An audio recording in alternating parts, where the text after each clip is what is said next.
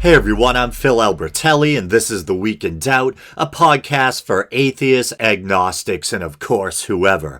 Before we begin, I'd like to give a big shout out to all those people who have recently liked the Week in Doubt Facebook page. It was pretty wild. I haven't been that active on social media lately, so it came as a surprise. I think the last time I had previously looked, the show had about 460 something Facebook likes, and then I looked yesterday, and all of a sudden I had 499, I think it was.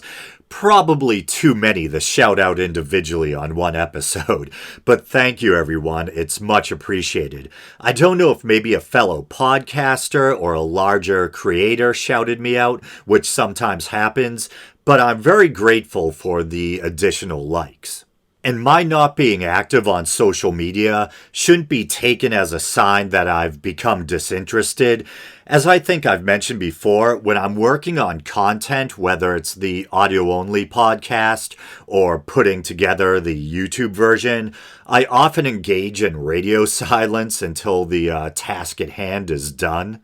But I have been making a conscious effort to be more present on social media again. And to that end, I've been trying to get caught up on the kind of unanswered backlog of correspondence from friends and listeners. I used to be that guy that would get back to someone almost immediately, whether they be, a personal friend or a listener just taking the time to reach out to me. And I'm trying to get back in that habit. I think life is probably pretty hectic for most people, but the longer you put off getting back to someone, the worse you feel, Just taking a brief moment to interact with or respond to someone will probably make you and them feel better. Was this a PSA? Anyway, it's one thing off your checklist, and you'll probably also find that you actually enjoyed the interaction.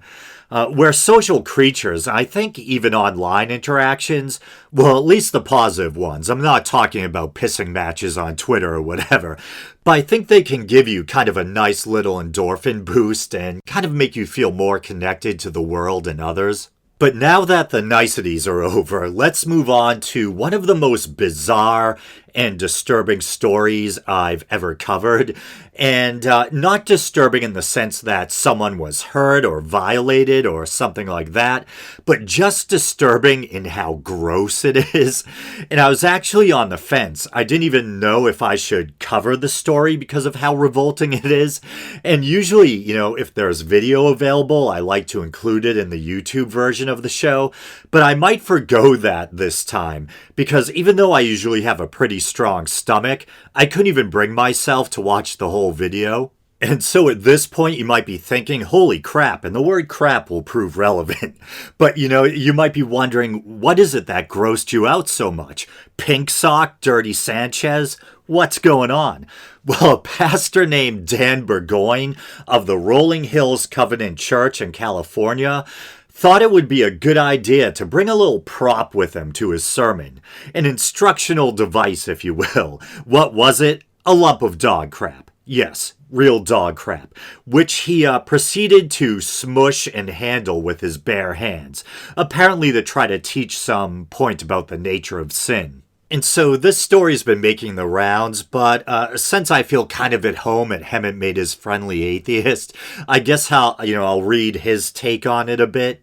And so it's dated July 22nd, and it's by Hemant himself, and it's entitled, "This Pastor Stuck His Hands in Dog Poop to Make Some Weird Point About Sin." And poop's like a weird word, you kind of feel cringy just saying it because it's kind of childish. And it's funny, I have this female friend, actually one of my best friends, we're really close, and we were in a Facebook group together, and I think she was just kind of exercising her irreverent humor or whatever. But uncharacteristically, I used the word poopy, and I'm giving myself the douche chills just saying it now. And she's like, if you say poopy one more time, she's like, I'm leaving the group. And so I made up some kind of thing with a lot of alliteration with the word poopy in it. And she left the group. I called her bluff, and it turns out she wasn't kidding around. But no worries, we're still friends. In fact, we just Zoomed like a week or two ago. It was the first time I actually drank in a while. I threw back a couple of hard ciders. Did I just bump my mic? Apologies. Anyway, I'm not going to edit that out. I'm just going to soldier on. But anyway, so it begins. If I ever wanted to convince people why they shouldn't go to church, sure, I could point them to a book written by an atheist or a debate on God's existence, but maybe I should just point them to this video from Pastor Dan Burgoyne of Rolling Hills Covenant Church in California. During a sermon earlier this month, he literally covered his hands in dog shit to make a point about sin, and pardon my French, or Hemans French, and technically that's just a saying. I don't think shit is actually French. Sounds more Germanic or English. Probably didn't need to add that caveat, but hey, you know me. But it continues, and here it's quoting the pastor, I believe. So let's see if I can assume the role of a fundamentalist pastor here. Here we go. So do you know what God equates as sin in the Bible? He equates poop, filth in the Bible. No, this is not a brownie. No, this is not a Snickers bar. I own 2 bull mastiffs in my life. This is Great Dane. Okay, and so that's where the first time I heard this, or, I was listening to the video and kind of watching through one eye. And at this point, I already had questions. So he's kind of bragging that he's got 2 bull mastiffs in his life. And yet he specifies the dog crap came from a Great Dane. How did he come about this dog crap? And unless you're disposing of it or cleaning up after your own dog, you shouldn't be messing with dog crap anyway.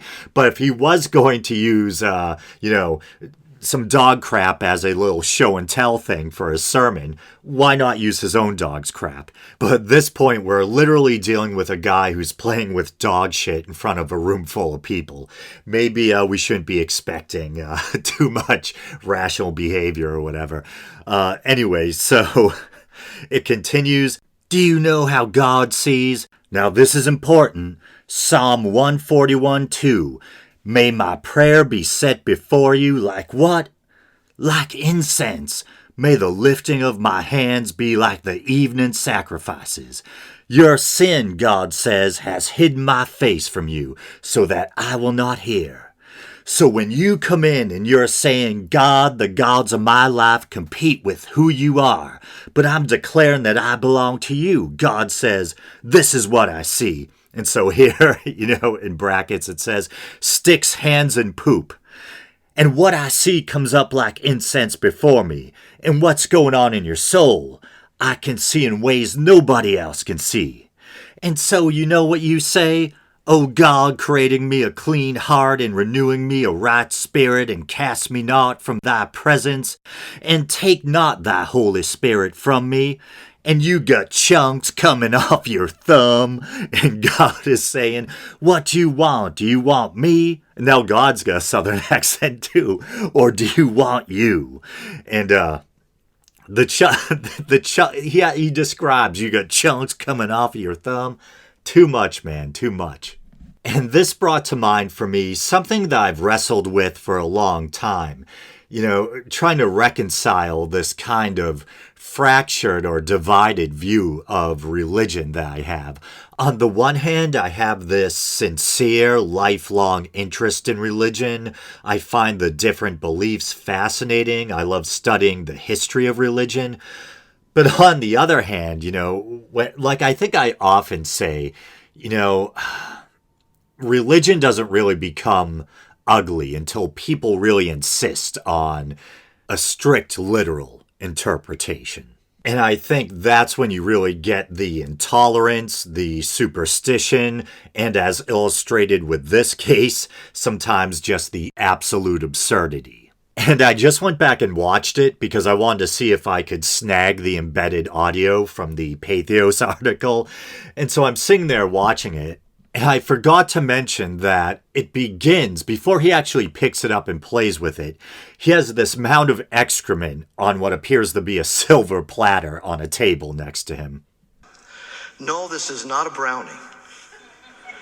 No, this is not Snickers bar. I own 2 bull mastiffs in my life.